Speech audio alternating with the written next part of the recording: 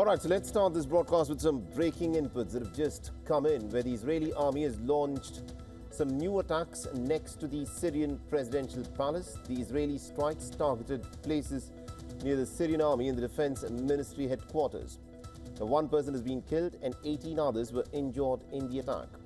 The strikes have come after Israel's warning the Islamist-led government to leave the Druze minority community alone in the Sueda heartland, where sectarian clashes have reportedly killed nearly about 250 people.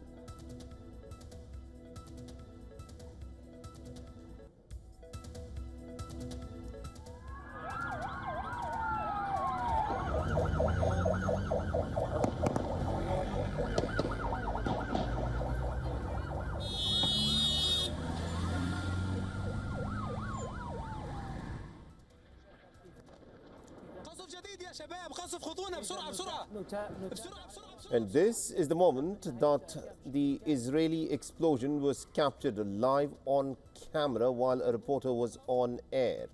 A reporter was covering the ground situation in the Syrian capital, Damascus.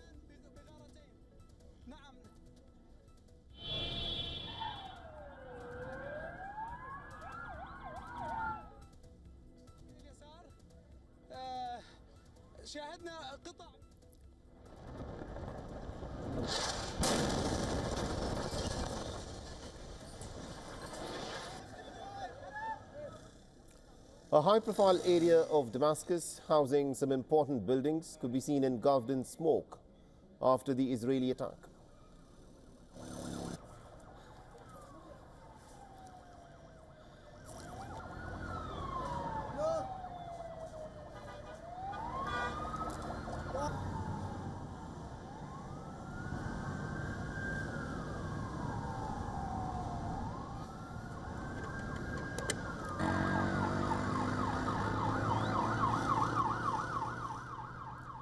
The footage captured by an eyewitness shows the moment that Israel struck Syria's defense ministry headquarters. Chaos erupted with people running for shelter after the explosion in the Syrian capital.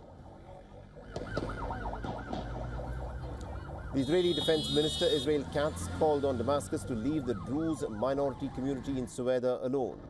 The US envoy for Syria has called on all parties to step back after the deadly clashes, while the Turkish Foreign Ministry has said that the Israeli attacks on Syria's capital Damascus are an attempt to sabotage the Syrian attempts to establish peace and security in the country.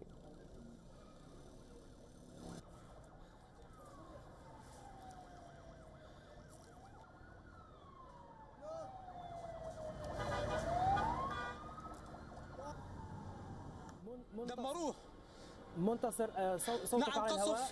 قصف هيئة الأركان بغارتين. نعم قصف بغارتين استهدفت هيئة الأركان بشكل مزدوج من اليمين ومن اليسار. شاهدنا قطع. Very concerned about it, and hopefully we'll have some updates later today for you. But we're very concerned about it. We want it to stop.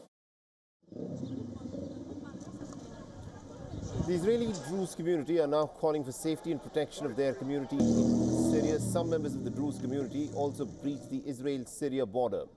And the Israeli Prime Minister has urged the Druze community to not cross over into Syrian territory, as they could get killed, kidnapped, or get in the way of the Israeli military's attacks. Now, Israel's latest escalation on Syria comes after Tel Aviv promised to protect the Druze minority community in southern Syria's Sueda province, saying that it will leave no stone unturned to do so. Sectarian clashes in the south of Syria between the Druze and the Bedouins, which erupted in the start of the year, have now snowballed into a fierce confrontation. With Israel, a ceasefire was announced on Tuesday, which lasted for barely a few hours. The past few days saw dozens of civilians and military forces killed in intense clashes between Druze armed factions and Sunni Bedouin tribes alongside Syrian government forces in the country's Sweda province. What started as a series of tit-for-tat kidnappings spiraled into series rounds of fighting as tensions have simmered between the Druze and Syria's new Islamist-led government, which led the movement that toppled President Bashar al-Assad in early December. Meanwhile, the Israeli army struck near the entrance of the Syrian Ministry of Defense in Damascus. Israel has launched a series of airstrikes on convoys of government forces in southern Syria since the clashes erupted and has beefed up forces on the border. It threatened to further intervene to back the Druze in the country. A number of Druze live in the Israeli-controlled Golan Heights and are related to those in Syria.